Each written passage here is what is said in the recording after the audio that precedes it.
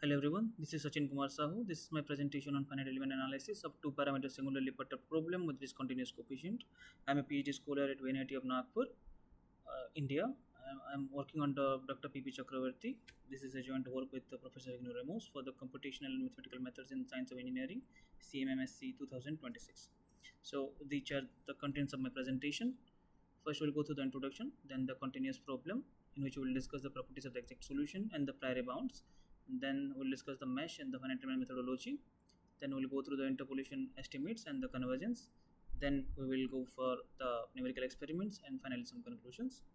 So, uh, we have the convection division problem is a well-known problem, especially the singular perturbed case, in which we have a singular perturbation parameter epsilon multiplied with the diffusion coefficient, for which we have higher Reynolds number and the Peclet numbers are there.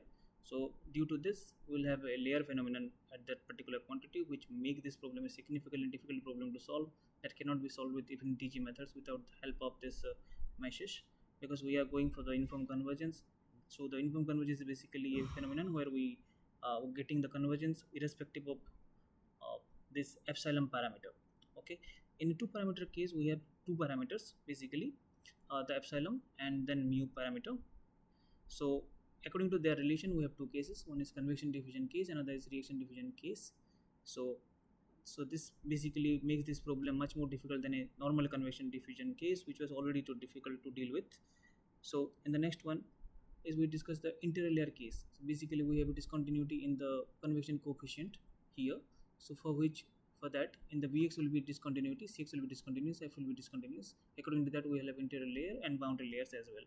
Now the interior layer problem is well studied with finite element methodology, but in finite element analysis, it is not very well studied. 20 and 21 defined some problem. One is defined for SDFEM and other is for higher order FEMs for interior layer problems. But this is the first work for two parameter problems in which we have tried to study it properly.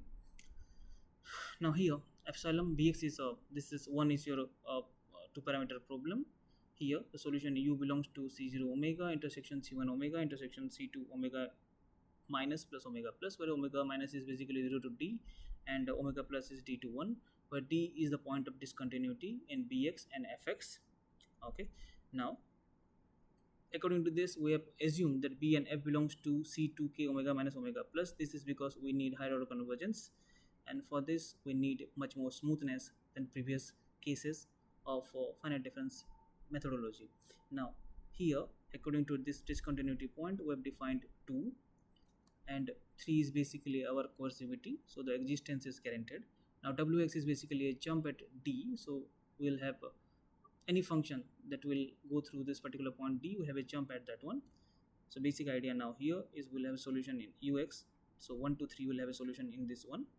Now according to the previous discussion, we have two cases. The first one is a convection diffusion nature, and the next one is of second reaction diffusion nature, so that we will get two kind of two boundary layers at 0 and 1 and one interior layer at x is equal to d. Now here, if you can see, the first case is basically your reaction diffusion case, where this mu parameter is very small than this epsilon parameter, and the other one is your convection diffusion case. Now the next lemma is basically maximum principle, stability results, and the existence of this existence and uniqueness of the problem 1. Now the properties of the exact solution. In two parameter case, the normal practice is basically what we do is we define a characteristic equation. According to that characteristic equation, we have two solutions. Okay, and both the solution basically signifies the layer portion or that boundary layer in both the regions or both the end of the domain subdomain. Here in our case, what we have is two subdomains, that is basically omega minus and omega plus, that is from 0 to d and d to 1. So in 0 to d we have equation number 4, in d to 1 we have equation number 5. The characteristic equation for 4 has two solutions because there are two layers in 0 to d. So the left layer is at x is equal to 0, the right layer will be at d. Similarly, for equation number 5 we have two layers, one is left, that is basically at d, x is equal to d, and another right layer at x is equal to 1. So according to that we have these results below, which are basically the normal bounds of that operator function that we have defined. Similarly the next one, And next, the layer estimates. This is basically a layer estimates defined for the higher order FEMs. Now, according to these two cases, we have different widths in both the cases. So in the basic convection diffusion case, or sorry, reaction diffusion case, we have uh, root epsilon inverse width, whereas in the other case we have root mu inverse and mu by root epsilon. So to make this in a single format, we define this theta 1 and theta 2. So for the cases, we have a theta layer in these both cases. Now we divide the u function into smooth portion and left layer portion and right layer portions. In the smooth portion, equation number 11 is defined, which is further decomposed into omega minus and omega plus, s minus and s plus. Similarly, the left layer and right layer is also defined in equation number 12 and 13. Similarly, again, the layer components EL and LR, ER are defined into omega minus and omega plus. Now, in the next theorem, we just define the error estimates that is defined for this particular problem. So 14a, 14b, and 14c basically defines the where the we have in the convection diffusion case what will be our theoretical estimates or the layer component bounds. Similarly, in the next case we have this one 15a, 15b, and 15c. Then the Shishkin mesh. Here tau 1, tau 2, tau 3, and tau 4 are the transition points that is defined here in equation number 17. According to that, we have a quasi uniform mesh in 16. Using this, now this is our finite element methodology. This is BUV is our bilinear formulation that we have used. BH is our solution space. PKI is basically your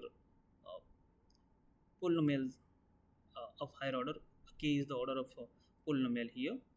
Now, according to that, 22 is the new energy norm that is defined in order to deal with the D, because we have a jump at a particular function, particular point x is equal to D. So this particular V square D will significantly contribute some portions so that we don't have the mathematics at D is not completely missed.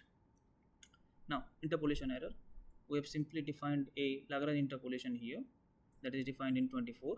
In 25, we have defined the standard interpolation theory from solution spaces taken from CRLET. Now, this is what we have derived. In a normal contribution, in normal two-parameter problem, there are two cases. EL will be there, there are layer portion will be there, smooth portion will be there. So according to that, in this case, we have defined this for omega minus. This lemma will be derived properly. Then we have a similar kind of structure for omega plus. Now combining these two, we have our 27 result, that is basically u minus of ui epsilon is this quantity. This is again a well-known result. Now we go for the uniform convergence. Taking chi is equal to ui minus un and applying Galerkin orthogonality to it, we'll get 28. Then in 28, the first term and the third term is easily dealt with using Cauchy-Squarce inequality. In the second term, we divide into three parts, and using the previous estimates, we prove that for 0 to D, and similarly from D to 1, the proofs are here. Equation 30 is there. Now, using this 29 to 32, we combine that to get 33. That is basically and Galerkin orthogonality, obviously. So we get this particular property. After that, simply using theta 2 inverse is bounded plus u by epsilon, combining with corollary 4.2 and 33, we get 34 result, which basically gives us our instead of interpolation, this is basically our superconvergence property in the 34. Supercloseness property in 34. After that, we combine that by triangle inequality. So we combine 27, equation number 27, and equation number 34 to get this final result where u minus un energy norm in our current energy norm is bounded by this quantity. Again, this is the first paper that gives this kind of a result for both the cases. Now we go for the numerical experiment. In our numerical experiment, we have considered an example here. Bx is basically 1 plus x in up to, we have taken d is equal to 0.5. So up to 0.5, we have 1 plus x. In next portion, it is minus 2 plus x square. Fx is again 14 plus x in up to 0.5, and after that it is 2x minus 2. Alpha 1 is equal to 1, alpha 2 is equal to 1. Epsilon is taken from 10 power minus 4 to 10 power minus 9. P is from 1 to 3, and n is from 16 to 1024. We have taken double principle to calculate the errors, and this is the formula for rate of convergence. These are our tables showing first order convergence, second order convergence, and finally third order convergence. And these are my graphs showing the interior layer and boundary layer structure for both the cases. First case where epsilon is 10 power minus 8 and mu is 10 power minus 6, and the other case is epsilon is 10 power minus 7 and mu is 10 power minus 2. Here one can see the structure has 4 layers. Now, finally, the conclusions. This is the first paper where the theoretical estimates has been divided. The quasi-optimal order of convergence has been proved. This paper can further be extended to optimal order convergences, higher order dimensions, and other interior problems. As this interlayer problem structure of discontinuities in convection coefficients and everything, this has a significant contribution towards semiconductor devices and other chemical reactor problems. So, yeah, this will just be a basic work for the future. These are my bibliography, these are my references. Thank you.